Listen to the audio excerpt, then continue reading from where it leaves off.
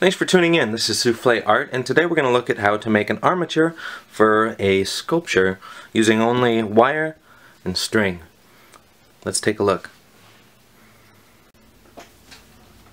You're going to want an armature if you're working with a sculpture, a freestanding sculpture that is any larger than a couple inches. I have 22 gauge floral wire here.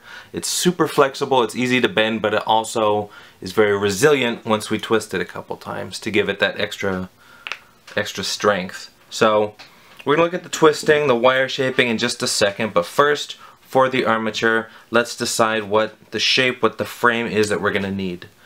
The goal of this particular video is going to be to construct an armature using only one continuous piece of wire.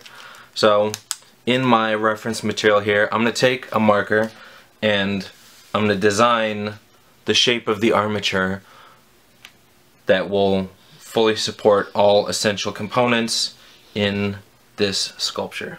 So let's give that a shot.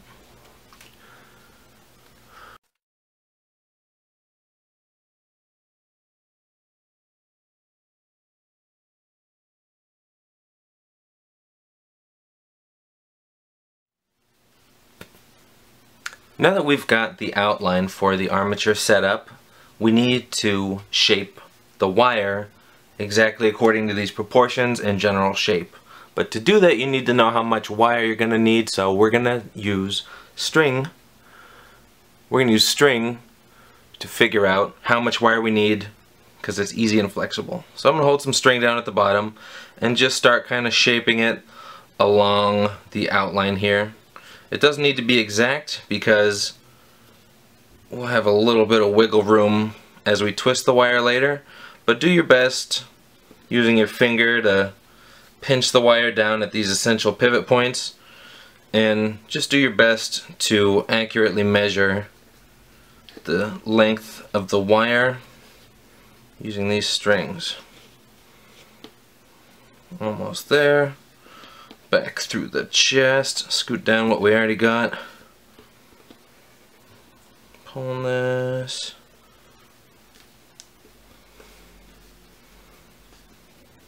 And we're back out again. So we need about this much wire,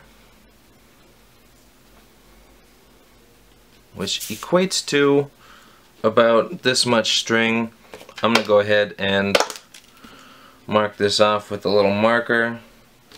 You could also use tape or something, or just cut the string. If you have plenty of string on hand, you don't really need to reuse a lot of it.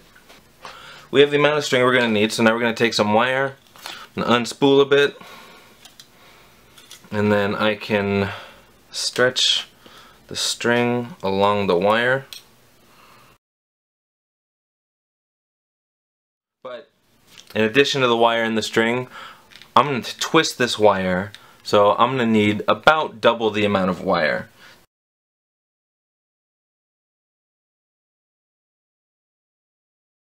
If we have a little extra, we can trim it off when we're done. It's always better to have more than you need rather than run out too soon. So I'm going to double the length of wire now. Okay. Here comes the fun part. I would recommend doing this with a power tool like a cordless drill like this, if you can. The alternative is you just take a pair of pliers or even your hands, pinch it together, and then you just twist. And you twist, and you twist. And as you can see, this takes a little while. So what I would recommend doing instead is poke the ends of your wire into the mouth of a drill. Tighten that up. Just using a little stick or a pencil, or heck, even a toothpick would work. Take that, put it in the end of the drill, and now just give it a spin.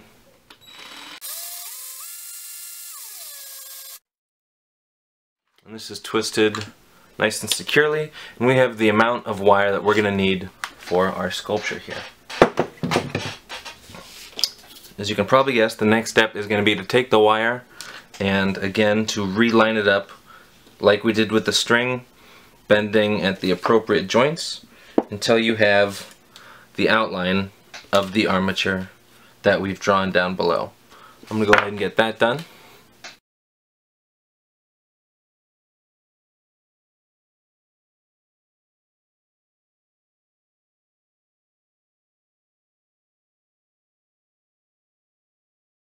So now that we have the armature here, we can see it.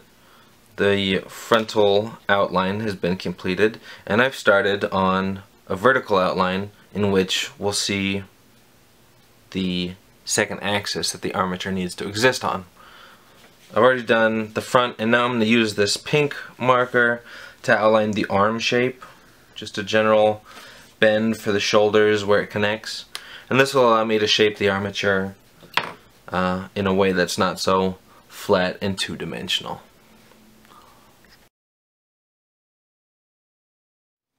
Now, in addition to the forms we talked about, like creating the armature out of the wire, twisting it, and the amount of string you'll need, if you plan on using a power tool like a drill to twist this, you might want to use 2.5, 2.5 times the length of string that you measure, because the drill and other power tools have a tendency to over twist, which means you'll probably use more wire than you measured.